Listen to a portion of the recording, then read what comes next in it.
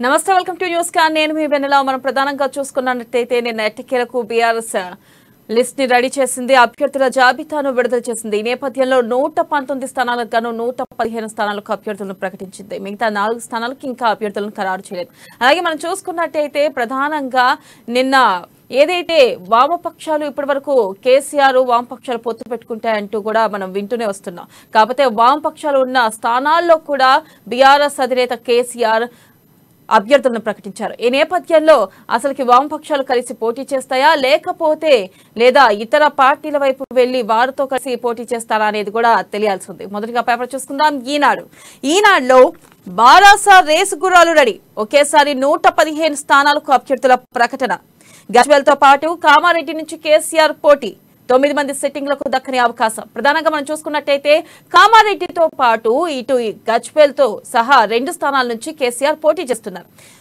గతంలో గజ్వేల్ నుంచి కేసీఆర్ పోటీ చేస్తారని అందరికీ తెలుసు కానీ గజ్వేల్ తో పాటు కామారెడ్డి నుంచి కూడా కేసీఆర్ పోటీ చేస్తున్నారు అలాగే ఇక్కడ దాదాపు 9 మంది సిట్టింగ్లకి ఇక అవకాశం దక్కలేదు ఈ నేపథ్యంలో మరి దాంట్లో ఒకరైనా ప్రధానంగా చూసుకున్నట్లయితే దాంట్లో ఒకరైన అజ్మీరా శ్యామ్ నాయక్ ఖానాపూర్ ఎమ్మెల్యే నిన్న బీఆర్ఎస్ కాంగ్రెస్ పార్టీతో చేరనున్నారంటూ కూడా సమాచారం వస్తుంది అయితే ఈ నేపథ్యంలో ఈ రోజు కాంగ్రెస్ పార్టీలో అజ్మీరా శ్యామ్ నాయక్ చేరనున్నట్లుగా కూడా తెలుస్తుంది నిన్న రేఖా నాయక్ భర్త ఈ నేపథ్యంలో నిన్న కాంగ్రెస్ పార్టీలో చేరారు బీఆర్ఎస్ పీడీ ఈ రోజు అజ్మీరా శ్యామ్ నాయక్ పార్టీలో చేరే అవకాశం ఉన్నట్లుగా కూడా తెలుస్తుంది అలాగే ఇక్కడ నిన్న కేసీఆర్ ఒక వ్యాఖ్య చేయడం జరిగింది మేము 95 నుంచి 105 స్థానాల్లో గెలుస్తాం ఇక బీఆర్ఎస్ కు ప్రధాన ప్రత్యర్థులు ఎవరు లేరు అక్టోబర్ 16న వరంగల్ సభలో మేనిఫెస్టో విడుదల చేస్తామంటూ కూడా ఈ నేపథ్యంలో ప్రకటించడం జరిగింది ఇక తక్కువ వివాదాలతోనే అభ్యర్థుల జాబితాను విడుదల చేశారు మనం ప్రధానంగా చూసుకున్నట్టయితే ఈ నేపథ్యంలో ఆయన 119 స్థానాలుగా 115 స్థానాలకు అభ్యర్థులను ప్రకటించారు అయితే దీంట్లో ఎంతమంది బీఆర్ఎస్ తో ఉంటారు ఎంతమంది ఇతర పార్టీల వైపు చూస్తారు టికెట్ రాని వారి పరిస్థితి ఏంటి అనేది మనకు తెలియాలి అలాగే మనం నెక్స్ట్ చూసుకున్నట్టయితే ఓటమి భయంతోనే 2 చోట్ల కేసీఆర్ పోటీ ఎన్నికల్లో డబ్బు మద్యం పంచబోమని ప్రమాణం చేస్తారా బీఆర్ఎస్ కు రేవంత్ రెడ్డి సవాల్ ప్రధానంగా ఇక్కడ ఎప్పుడైతే బీఆర్ఎస్ నుంచి కేసీఆర్ అటు గజ్వేల్ తో పాటు కామారెడ్డి నుంచి పోటీ చేస్తామన్నారో ఇటు ప్రతిపక్షాలు తీవ్ర విమర్శలు చేయడం మొదలుపెట్టాయి ప్రధానంగా మనం చూసుకున్నట్టయితే ఇటు కాంగ్రెస్ కానీ అటు బీజేపీ కానీ విమర్శలు ఎక్కుపెట్టింది గజ్వేల్లో గెలవరు అని తెలుసు కాబట్టే కామారెడ్డి నుంచి పోటీ చేస్తున్నారు అని ప్రధానంగా వ్యాఖ్యానించడం జరిగింది మనం ఇక్కడ చూసుకోవచ్చు గజ్వేల్ తో పాటు కామారెడ్డి 2 ఓడిపోతారంటూ ఇటు ప్రతిపక్షాలు ఇటు కాంగ్రెస్ గానీ బీజేపీ గానీ ప్రధానంగా అనడం జరుగుతుంది అయితే ప్రధానంగా మనం ఇక్కడ చూసుకున్నట్టయితే గజ్వేల్లో ఓడిపోతారు కాబట్టి కామారెడ్డి అన్నారు ఇటు గజ్వేల్ కామారెడ్డి 2 ఓడిపోతారంటూ ఇప్పుడు జోస్యం చెబుతున్నారు అలాగే ఇక్కడ ఒక మాట అన్నారు రేవంత్ రెడ్డి ఎన్నికల్లో డబ్బు మద్యం పంచబోమని ప్రమాణం చేస్తారా పంచకుండా ఎలక్షన్స్ కి వెళ్తారా అంటూ కూడా ఆయన ఈ మేరకు ప్రశ్నించడం జరిగింది అలాగే మనం నెక్స్ట్ చూసుకున్నట్టయితే సగానికి పైగా నియోజకవర్గాల్లో మహిళా ఓటర్లదే పైచేయి రాష్ట్రంలో 3,42,42,333 మంది ఓటర్లు జనవరితో పోలిస్తే 6,64,674 మంది పెరుగుదల ముసాయిదా జాబితాను విడుదల చేసిన ఎన్నికల సంఘం ఓటు హక్కు తొలగించినట్లు గుర్తిస్తే 15 రోజుల్లో దరఖాస్తు చేసుకోవాలి ప్రధానంగా చూసుకున్నట్టయితే ఏదైతే ఇంకా జస్ట్ 3 నెలల ఉన్న నేపథ్యంలో ఎలక్షన్స్ కి ఈ నేపథ్యంలో ఓటర్ల జాబితా కూడా ఒక్కొక్కటిగా బయట రావడం జరుగుతుంది అలాగే మహిళా ఓటర్లే 3 కోట్ల పై చిలుకున్నట్టు తెలుస్తుంది అయితే మహిళా ఓటర్లదే పై చేయి అన్నట్టు కూడా అంటే మహిళలదే తుది నిర్ణయం ఎవరు గెలవాలనేది కూడా మహిళలదే తుది నిర్ణయం అన్నట్టుగా కూడా ప్రధానంగా వార్త ప్రచురితమైంది అలాగే నెక్స్ట్ పేపర్ చూసుకున్నట్టయితే ఆంధ్రజ్యోతిలో జనంలో ఉంటున్నారన్నారే అందుకే సిట్టింగ్లకు సీట్లు ఇస్తున్నాం 115 స్థానాలకు అభ్యర్థులను ప్రకటిస్తున్నాం 7 ఎమ్మెల్యేలను మార్చాల్సి వచ్చింది 4 రోజుల్లో మరో 4 పేర్లు వెల్లడి ఎన్నికల సమయంలో ఒకరిద్దరిని మార్చొచ్చు 95 నుంచి 105 స్థానాల్లో మేమే గెలుస్తాం టికెట్ రాని వారికి ఏదో ఒక సర్దుబాటు చేస్తాం పార్టీకి వ్యతిరేకంగా వ్యవహరిస్తే బయటికి అక్టోబర్ 16న ఎన్నికల మేనిఫెస్టో కేసీఆర్ ప్రధానంగా మనం చూసుకున్నట్టయితే ఆంధ్రజ్యోతిలో కూడా నిన్న ఏదైతే కేసీఆర్ 115 మంది అభ్యర్థులను ప్రకటించారో దాని గురించి ప్రధానంగా ప్రచురితమైంది మనం ఇక్కడ చూడవచ్చు 7 ఎమ్మెల్యేలని మార్చాల్సి వచ్చింది అంటూ ఇక్కడ క్లియర్ గా చెప్పడం జరిగింది కేసీఆర్ అలాగే మరో 4 రోజుల్లో 4 పేర్లు అంటే 119 నియోజకవర్గాలకు గాను 115 నియోజకవర్గాలకి అభ్యర్థులను ప్రకటించిన నేపథ్యంలో మిగతా 4 కూడా ఇంకో 4 రోజుల్లో ప్రకటిస్తాం అభ్యర్థులను కూడా ఖరారు చేస్తామంటూ కూడా ఇక్కడ సీఎం కేసీఆర్ చెప్పడం జరిగింది అలాగే మనం చూసుకోవచ్చు ఎన్నికల సమయంలో ఒకరిద్దరు మారొచ్చు అంటూ కూడా ఈ మేరకు ఆయన సంకేతాలు ఇచ్చారు అయితే ప్రధానంగా చూసుకున్నట్టయితే అతి తక్కువ మందికి 9 మంది ఎమ్మెల్యేలకు తప్ప మిగతా అందరి సిట్టింగ్లకి సీట్లు ఇచ్చారు ఇక్కడ ఇంకో చూసుకున్నట్టయితే ఇటు కాంగ్రెస్ నుంచి రేవంత్ రెడ్డి ఒకటే అన్నారు మేము ఖచ్చితంగా గెలుస్తాం మీ అభ్యర్థుల లిస్ట్ చూస్తుంటేనే అంటే బీఆర్ఎస్ అభ్యర్థుల లిస్ట్ చూస్తుంటేనే తెలిసిపోతుంది ఖచ్చితంగా కాంగ్రెస్ పార్టీ ఈసారి ఎన్నికల్లో విజయం సాధిస్తుంది అంటూ ఆయన ఈ మేరకు వ్యాఖ్య చేయడం కూడా జరిగింది. అలాగే మనం ఇక్కడ చూసుకున్నట్టయితే టికెట్ రాని వారికి ఏదో ఒక సర్దుబాటు చేస్తామంటూ కూడా ఇటు కేసీఆర్ ప్రకటించడం జరిగింది. ప్రధానంగా చూసుకున్నట్టయితే నిన్న ఎట్టకేలకు ప్రకటిస్తారు అభ్యర్థుల లిస్ట్ వస్తుంది. అయితే ఫస్ట్ నుంచి అందరూ అనుకుంది ఏంటంటే 70 to 80% మాత్రమే లిస్ట్ వస్తుంది అనుకు, కానీ పూర్తి స్థాయిలో 115 నియోజకవర్గాలకు అభ్యర్థులు ప్రకటించారు. కేవలం 4 నియోజకవర్గాలకు మాత్రమే అభ్యర్థులను వదిలేశారు. కానీ అది కూడా ఇంకో 4 రోజుల్లో 4 నియోజకవర్గాల్లో అభ్యర్థులను ప్రకటిస్తామంటూ నిన్న కేసీఆర్ స్పష్టం చేశారు. అలాగే ప్రధానంగా చూసుకున్నట్టయితే ఇక్కడ కేసీఆర్ చెప్పడం ప్రత్యర్థులు మాకు ఎవ్వరూ లేరు.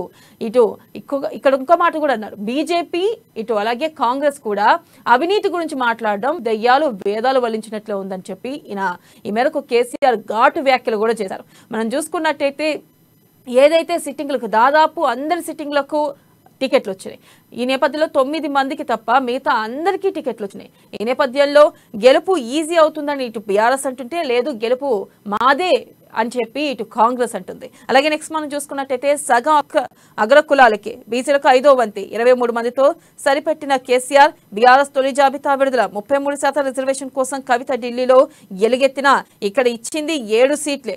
వ్యతిరేకత ఉన్న సిట్టింగ్లకే ఒత్తిడికి తలొక్కి టికెట్ల కేటాయింపు 8 చోట్ల మాత్రమే సిట్టింగ్ల మార్పు 5 ఎస్సీ ఎస్టీ ఎమ్మెల్యేలపై వేటు గజ్వేల్ కామారెడ్డి నుంచి బరిలో కేసీఆర్. ప్రధానంగా మనం చూస్తున్నట్టయితే ఇక్కడ 60% ఉన్న బీసీలకు 20% మాత్రమే కేటాయింపులు జరిపారు. అంటే 23 స్థానాలు మాత్రమే ఇచ్చారు అంటూ కూడా ఇక్కడ ప్రధానంగా వెల్లడించడం జరిగింది. అలాగే మనం చూసుకున్నట్టయితే ఇక్కడ ఏదైతే 33% ఎప్పుడైతే ఈ లెక్కర్ స్కామ్ విషయంలో కవిత వెలుగెత్తి చూపించారో 33% మహిళలకి రిజర్వేషన్లు ఉండాలి అని చెప్పారో, అక్కడ ఇప్పుడు అభ్యర్థుల లిస్టు విషయంలో 33% ఎక్కడా మహిళలకి చోటు దక్కలేదు. కేవలం 7 మాత్రమే తీసుకోవడం జరిగింది. అంటే 8 మంది మాత్రమే మనం ప్రధానంగా చూసుకోవచ్చు. వ్యతిరేకత ఉన్న సిట్టింగ్లకే ఒత్తిడికి తలొగ్గి టికెట్ల కేటాయింపు అని చెప్పి కూడా చెప్పడం జరిగింది. అయితే ఎక్కడైతే వ్యతిరేకత ఉందో అక్కడ కూడా ఇంకా తప్పదు అని చెప్పి ఇచ్చారు అంటూ కూడా ప్రధానంగా వ్యాఖ్యానించడం కూడా జరిగింది. అలాగే మనం నెక్స్ట్ చూసుకోవచ్చు, అసంతృప్తి జ్వాల నేడు కాంగ్రెస్ లో చేరనున్న రేఖా నాయక్ బీఆర్ఎస్ కు నల్ల మనోహర్ రెడ్డి రాజీనామా ఖచ్చితంగా పోటీ చేస్తా వేముల వీరేశం స్పష్టం అంతు చూస్తానంటూ మధ్యలో నేత హెచ్చరిక. ప్రధానంగా చూసుకోవచ్చు 9 మంది నేతల్ని మార్చిన నేపథ్యంలో ఎవరైతే సిట్టింగ్లకు సీట్లు దక్కలేదో వాళ్ళు ఇతర పార్టీ మనం గతం నుంచి చెప్పుకుంటూనే ఉన్నా ఇతర పార్టీల వైపు చూస్తారు. అలాగే ఈ నేపథ్యంలోనే నేను ఎవరికైతే 9 మందికి చోటు దక్కలేదో ఆ 9 మంది ప్లేస్ లో కొత్త వాళ్ళని నియమించారు. అయితే ఆ ప్లేస్ లో ఉన్న నాయకులు ఇతర పార్టీల వైపు చూడడం, అలాగే ఇటు హెచ్చరికలు జారీ చేయడం బీఆర్ఎస్ కి జరిగింది. అలాగే మనం నెక్స్ట్ చూసుకోవచ్చు, కేసీఆర్ ఓటమిని అంగీకరించారు. ఎమ్మెల్యేల అవినీతికి పచ్చ జెండా ఊపారు. ఢిల్లీలో దీక్ష చేసి మహిళలకు 7 సీట్లేనా? మాస్టర్ ప్లాన్ తో నిర్మల్ రైతుల మెడపై కత్తి. ప్రధానంగా మనం చూసుకోవచ్చు కేసీఆర్ ఓటమిని అంగీకరించారని ఇక్కడ కిషన్ రెడ్డి వ్యాఖ్యానించడం జరిగింది. ఎమ్మెల్యేల అవినీతికి పచ్చ జెండా ఊపారు. ఢిల్లీలో దీక్ష చేశారు 33% అని. ఇక్కడ పార్టీలో కేవలం 7 సీట్లు పంచడం ఏంటి అంటూ కూడా ఇటు కిషన్ రెడ్డి ప్రశ్నించడం జరిగింది. అలాగే ఇక్కడ చూసుకున్నట్టయితే నిన్న కామ్రేడ్లకు షాక్. సిపిఐ సిపిఎంలకు సీఎం కేసీఆర్ మొండి చెయ్యి. వాళ్ళు అడిగిన 6 సీట్లలోనూ అభ్యర్థుల ప్రకటన. మునుగోడులో వాడుకుని వదిలేశారని ఫైర్. కాంగ్రెస్ తో పొత్తు పెట్టుకునే అవకాశం. భవిష్యత్తుపై చర్చించిన వామపక్షాలు.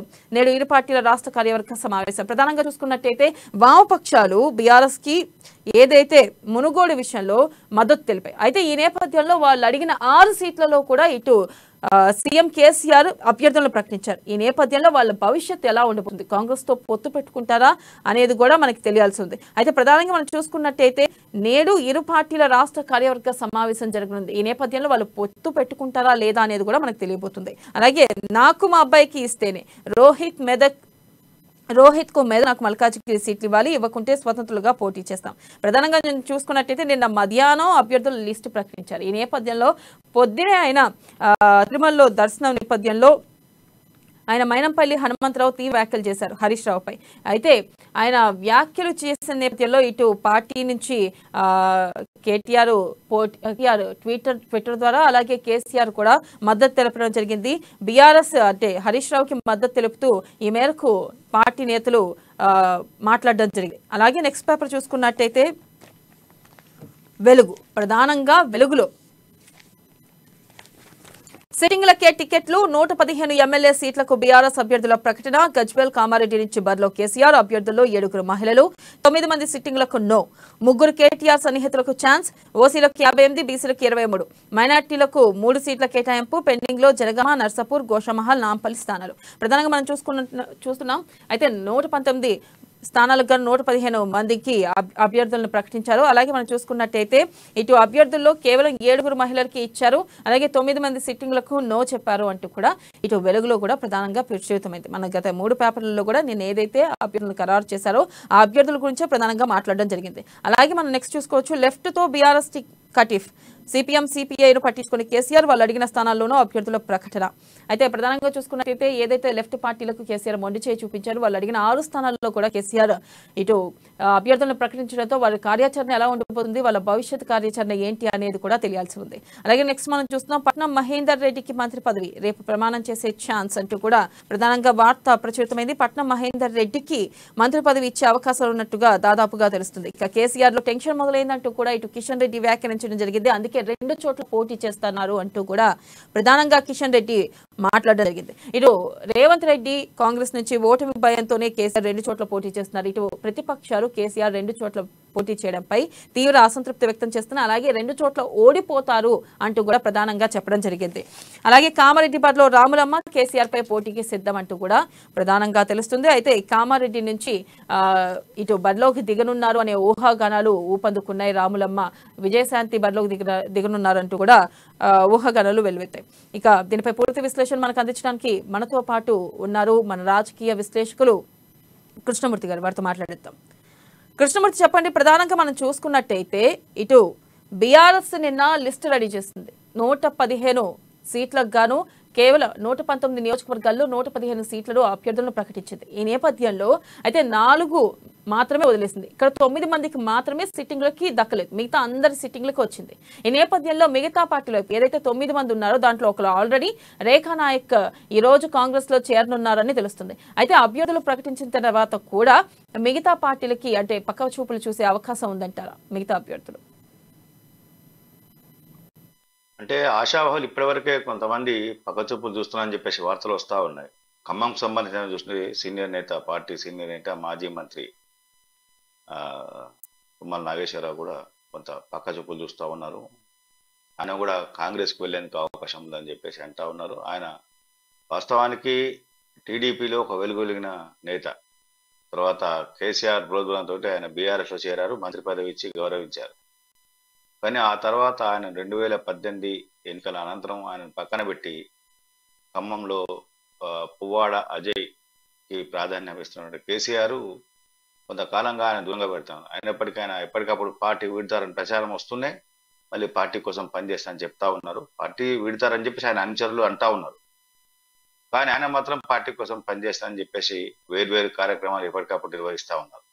ఈ నేపథ్యంలో అంటే కొంతమంది నిన్న రేఖా నాయక్ వారి భర్త రేవంత్ రెడ్డి సమక్షంలో కాంగ్రెస్లో చేరడము, ఇటు తుమ్మల నాగేశ్వరరావు కొంత ఆయన చూడడము, పక్క చూపులు చూడడము, ఇట్లా కొంతమంది ఉన్నారు అని చెప్పేసి అంటాం. కొంతమంది కూడా ఎక్కడెక్కడ హెచ్చరిస్తున్నాం. నిన్నే కదా జరిగింది, జాబితా వచ్చింది. కాబట్టి ఆ జాబితా పూర్తి స్థాయిలో వచ్చిన నేపథ్యంలో కొన్ని చోట్ల అసమ్మతులు, అసంతృప్తులు వ్యక్తమయ్యే అవకాశం ఉంది. మరోవైపు జనగామ స్థానాన్ని ఎవరికి అనే విషయంలో కేసీఆర్ కొంత సందిగ్ధంలో ఉంచారు. కాబట్టి ఆ స్థానం ఎవరికి ఇస్తారు అనే విషయంలో కొంత చర్చ నిన్న కూడా హరీష్ రావు దగ్గరికి, కవిత దగ్గరికి వచ్చి ముత్తిరెడ్డి యాదగిరెడ్డి కొంత తన ఆవేదన వ్యక్తం చేసి తనకు టికెట్ వచ్చారో చూడాలని చెప్పేసి కోరినట్టు తెలుస్తా ఉన్నారు. అయితే ఇంకా కొన్ని ఉన్నాయి కాబట్టి ఇంకా 4 మాత్రమే మిగిలినాయి. 115 నిన్న ప్రకటించారు. 115లో పార్టీ ఫిరాయింపులు ఖచ్చితంగా ఉంటాయి. సిట్టింగ్ ఎమ్మెల్యేలకు ఇస్తే ఎవరైతే ఆశావాహులు ఇంతకాలం.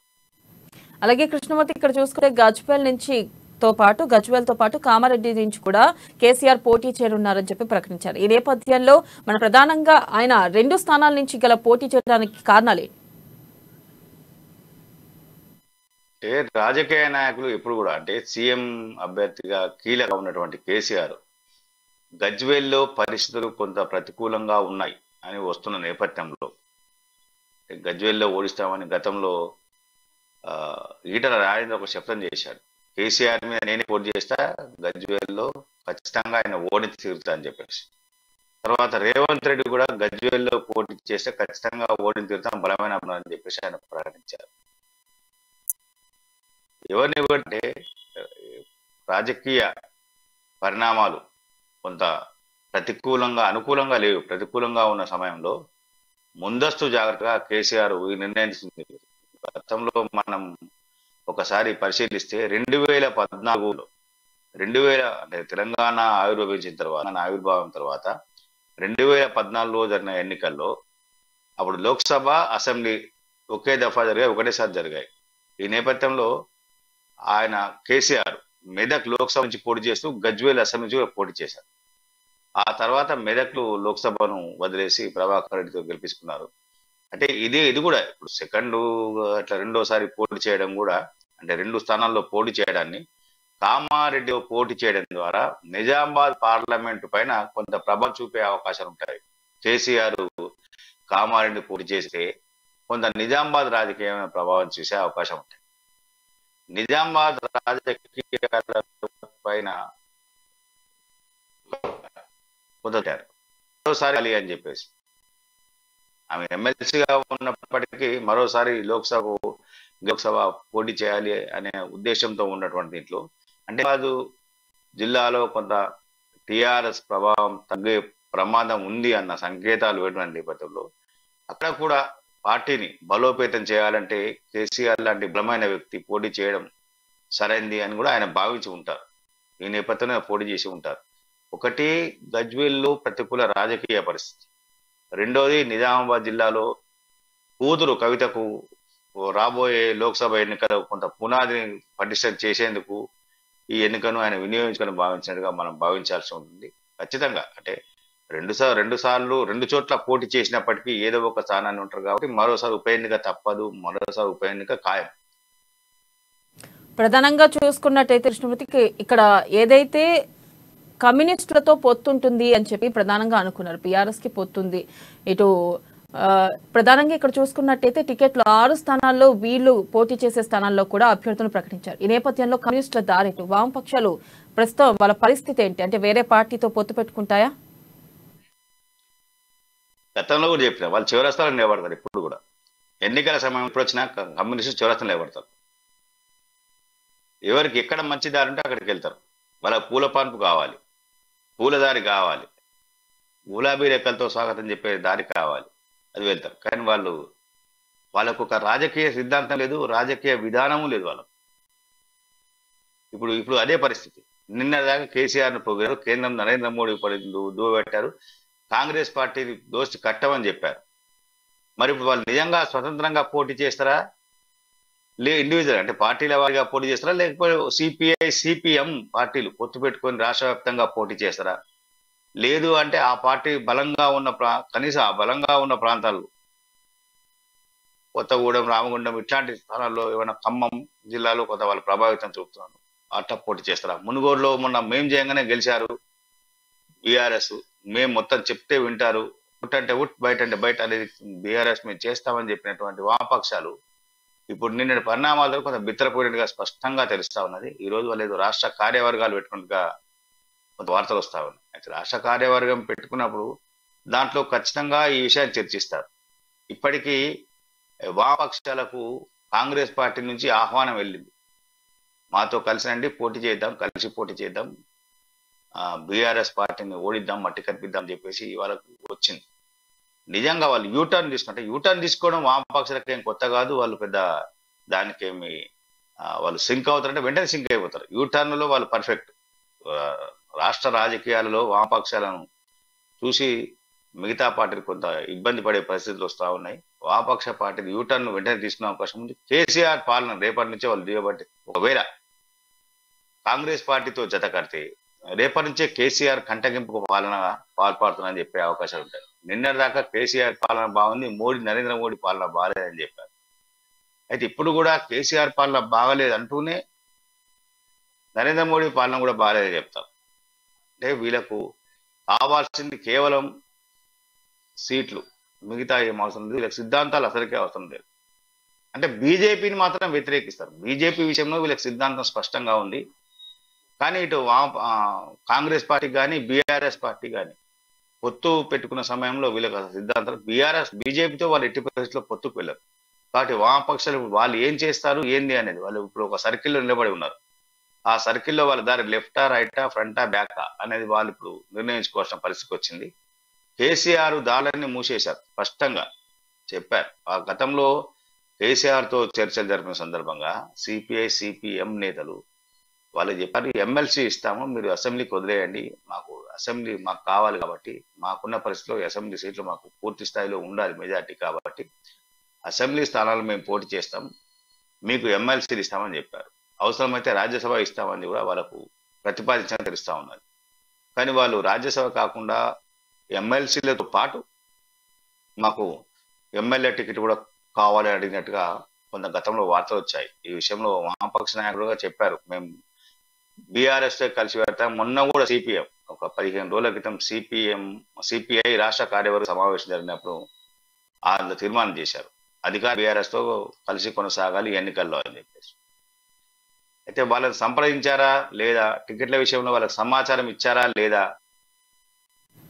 అలాగే చూస్తున్నట్టయితే మైనంపల్లి నిన్న హరీష్ రావుపై ఘాటు వ్యాఖ్యలు చేశారు. అసలు ఆయన వ్యాఖ్యలు చేయడానికి గల కారణాలు ఏంటి? కుమారుడు రోహిత్ కు మెదక్ అసెంబ్లీ స్థానాన్ని ఇవ్వాలని చెప్పేసి ఆయన కొంతకాలంగా కోరుతా ఉన్నారు. ఆయన ప్రస్తుతం మైనంపల్లి హనుమంతరావు ప్రస్తుతం మల్కాజ్గిరి ఎమ్మెల్యేగా ఉన్నారు. ఆయన కొంత ఒక మాట చెప్పాలంటే కొంత నోటి దురుసు ఎక్కువ ఆయన విపక్ష నాయకులను కాకుండా స్వపక్ష నాయకులను కూడా, ఇటు ప్రతిపక్ష నాయకులను అపోజిషన్ పార్టీస్ కాకుండా సొంత పార్టీ నాయకులను కూడా ఆయన నోటికొచ్చిన దూషించే వ్యక్తి. ఆయన స్వభావం అలాంటిది. అంటే మనసులో మాటను దాచుకోకుండా ఆయన ఉన్న విషయాన్ని కుండబద్దలు కొట్టేటువంటి మనస్తత్వం ఉన్నటువంటి వ్యక్తి. కాబట్టి తిరుమలలో నిన్న చేసిన వ్యాఖ్యలు హరీష్ రావు మీద, అంటే తన కొడుకు టికెట్ రాకుండా హరీష్ రావు పడతా ఉన్నాడు, మెదక్ జిల్లా మొత్తానికి ఆయన ఆధిపత్యాన్ని చెలాయిస్తారనుకుంటున్నారు కానీ నడవని అని చెప్పేసి హనుమంతరావు తిరుమలలో మాట్లాడు. ఇక్కడ హైదరాబాద్ లో కాకుండా తిరుమల వెంకటేశ్వర స్వామి దర్శనం అనంతరం ఆయన మారడం కొంత సంచలనం రేకెత్తించింది. ఈ విషయంలో కొంత బీఆర్ఎస్ కూడా ఆయన మీద గుర్రుగా ఉన్నది వస్తుంది. అయితే ఆయన ఆ వ్యాఖ్యలు మాట్లాడినప్పటికీ ఆ చూస్తున్నట్టయితే ప్రతిపక్షాలు కేసీఆర్ పోటీపై రెండు స్థానాల నుంచి పోటీపై తీవ్ర విమర్శలు చేస్తున్నాయి. ఇటు రేవంత్ రెడ్డి కానీ అటు కిషన్ రెడ్డి కానీ ప్రధానంగా వ్యాఖ్యలు చేయడం జరిగింది. అయితే దీన్ని మనం ఎలా చూడొచ్చు అంటారు? అంటే విమర్శలు అనేది చేయొచ్చు, కానీ అంటే ఒక్కటిలే ఇప్పుడు మనం గమనించాల్సిన విషయం ఏంటంటే, మాకు 95 సీట్లు వస్తాయి, 105 సీట్లు వస్తాయి, 110 సీట్లు వస్తాయి అని చెప్పుకుంటున్నటువంటి బీఆర్ఎస్ అధినేత కేసీఆర్ 2 స్థానాల్లో పోటీ చేయడం అనేది కొంత ఆయనలో ఓటమి భయం అనేది కనిపిస్తున్నది, స్పష్టంగా అర్థమవుతా ఉంది. గజ్వేల్లో కొంతకాలంగా జరుగుతున్న పరిణామాలు, అక్కడ ప్రజల్లో ఉన్నటువంటి నిశ్శబ్ద విప్లవం కేసీఆర్ కు కొంత ప్రతికూలంగా మారే ప్రమాదం ఉంది అని ఇంటెలిజెన్స్ వర్గాలు కూడా గుర్తించినట్టుగా స్పష్టంగా అర్థమవుతా ఉన్నాయి. అంటే గజ్వేలు ప్రజలు కేసీఆర్ ను నమ్మడం లేదు. అంటే గజ్వేలు ప్రజల విశ్వాసాన్ని కేసీఆర్ కోల్పోయారు అన్న విషయం ఇక్కడ ఆయన చెప్పినట్టుగా స్పష్టంగా అర్థమవుతా ఉంది. కాబట్టి కామారెడ్డి నుంచి ఆయన పోటీ చేయాలనుకుంటున్నారు. మనం ఇంతకుముందు చెప్పినట్టుగా కామారెడ్డి పోటీ చేయడానికి చాలా కారణాలు ఉన్నాయి. ఒకటి, అక్కడ నిజామాబాద్ రాజకీయాల మీద ఆయన పోటీ ప్రభావం తీవ్రంగా ఉండబోతుంది. ఒకవేళ కామారెడ్డిలోనే తిష్ట వేసి, అంటే కామారెడ్డిని కేంద్రంగా కేసీఆర్ ఎన్నికల ప్రచారాన్ని సాగిస్తే ఆ జిల్లాలోని మొత్తం స్థానాలు క్లీన్ స్వీప్ చేసే అవకాశాలు ఉన్నాయి. ఇక్కడ గజ్వేల్ నుంచి ప్రధానంగా ప్రశ్నించడం జరిగింది. చూసుకున్నట్టయితే మహిళా రిజర్వేషన్ల కోసం కవిత కేసీఆర్ ని ప్రశ్నించాలి, నిలదీయాలి, ప్రధానంగా దీన్ని మనం ఎలా చూడొచ్చు అంటారు? కేసీఆర్ ని కవితే ప్రశ్నించాలి అండంపై ఖచ్చితంగా చట్టసభల్లో 33% రిజర్వేషన్లు ఇవ్వాలని చెప్పేసి గతంలో, అంటే లిక్కర్ స్కామ్ లిక్కర్ స్కామ్ లో కవిత పేరు ఉన్నది. ఈడీ విచారణకు పిలుస్తున్నది, ఈడీ విచారిస్తున్నది. సిబిఐ విచారణ అనంతరం ఈడీకి విచారణ వెళ్లే సమయంలో ఆ మధ్య కాలంలో కవిత ఢిల్లీ కేంద్రంగా జాతీయ స్థాయిలో మహిళా నేతలను, మహిళా సంఘాల నేతలను, మహిళా ప్రముఖులను పిలిచి ఒక రౌండ్ టేబుల్ సమావేశం నిర్వహించారు. అందులో కేంద్రంలోని నరేంద్ర మోడీ ప్రభుత్వం 33% రిజర్వేషన్ అమలు చేయడం లేదు, కాబట్టి ఖచ్చితంగా అమలు చేయాలి, ఆ మేరకు చర్యలు తీసుకోవాలి, చట్టసభల్లో వాళ్ళకు ప్రాతినిధ్యం ఇవ్వాలి అని చెప్పేసి కొంత డిమాండ్ చేశారు, కొంత సంచలనం సృష్టించారు. ఇప్పుడు ఏదైతే 115 మంది అభ్యర్థులను ప్రకటించినప్పటికీ దాంట్లో కేవలం 6 మాత్రమే మహిళా అభ్యర్థులు ఉన్నారు. అంటే 115లో 33% అంటే దాదాపుగా 36 సీట్లు, 37 సీట్లు మహిళలకు ఇవ్వాల్సిన అవసరం ఉంది. బీఆర్ఎస్ లో మహిళా నేతలు లేరా అంటే చాలా మంది ఉన్నారు. అనేక సందర్భాల్లో ధర్నాలకు కానీ, నిరసన ప్రదర్శనకు కానీ, కేసీఆర్ కు పాలాభిషేకాలు చేసే సమయంలో కానీ అనేక మంది మహిళలు ఎంతో ఆదుర్తతో, ఎంతో ఉత్సాహంతో వాళ్ళు ఆ పార్టీ కార్యక్రమంలో పాల్గొన్నారు. ఈ పార్టీ మాది, ఈ పార్టీ మనది అని చెప్పేసి వాళ్ళు పాల్గొన్నారు. అంటే వాళ్ళందరినీ కాదని, అంటే మహిళలకు కేవలం 6 సీట్లు మాత్రమే ఇవ్వడం ఎంతవరకు సమంజసం అనేది నిజంగా అంటే విపక్ష పార్టీకి కాదు, సొంత పార్టీలోనూ కొంత అనుమానాలు, కొంత చర్చ జరుగుతూ ఉన్నది, రాజకీయంగా కొంత చర్చ జరుగుతూ ఉన్నది, మిగతా వర్గాల్లో కూడా మహిళా సంఘాలు ఇట్లాంటి దాంట్లో కూడా జరుగుతూ ఉన్నది. కానీ నిజంగా ఈ విషయంలో కవిత స్పందించాల్సిన అవసరం అయితే ఖచ్చితంగా ఉంది. ఎందుకంటే ఇంట గెలిచి రచ్చ గెలవాలని ఒక సామెత.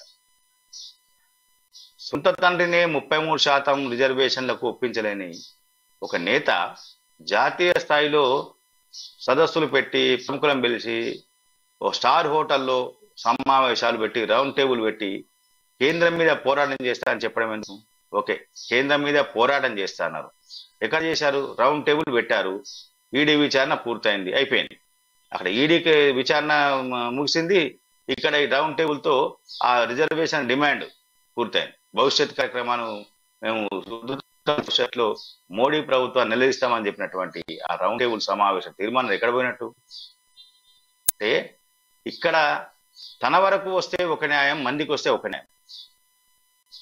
లిక్కర్ స్కామ్ లో కవితను పూర్తి ఆధారాలు ఉన్నాయని చెప్పేసి ఈడీ పిలిచింది, దర్యాప్తు చేసింది, విచారించింది. ఆ విచారణ సమయంలో తెలంగాణ మహిళలకు అన్యాయం జరుగుతుంది, తెలంగాణ మహిళల పట్ల వేధింపులు చేస్తుందని చెప్పారు ఇదే కవిత. నిన్నగాక మన ఎల్బీ నగర్ పోలీస్ స్టేషన్ పరిధిలో ఒక దళిత మహిళను పోలీసులు చిత్రహింసలకు గురి చేసి, థర్డ్ డిగ్రీ చిత్రహింసలకు గురి చేస్తే మరి మహిళా హక్కులు ఎక్కడ పోయాయి? మహిళల గురించి ఎందుకు మాట్లాడతారు వీళ్ళు? మాట్లాడాల్సిన అవసరం ఉంది కదా. అంటే తన వరకు అయితే, తనకు వరకు వస్తే ఇబ్బంది, ఎయిట్ వాళ్ళకు వస్తే సంతోషం.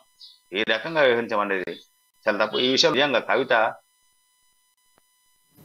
Right Krishnamurthy, thank you. మనం చూస్తున్నట్టయితే ఇక్కడ ఎట్టకేలకు బీఆర్ఎస్ ఫస్ట్ లిస్ట్ ని రిలీజ్ చేసింది. పూర్తిగా జాబితా 115 మందితో అభ్యర్థులను ప్రకటించింది.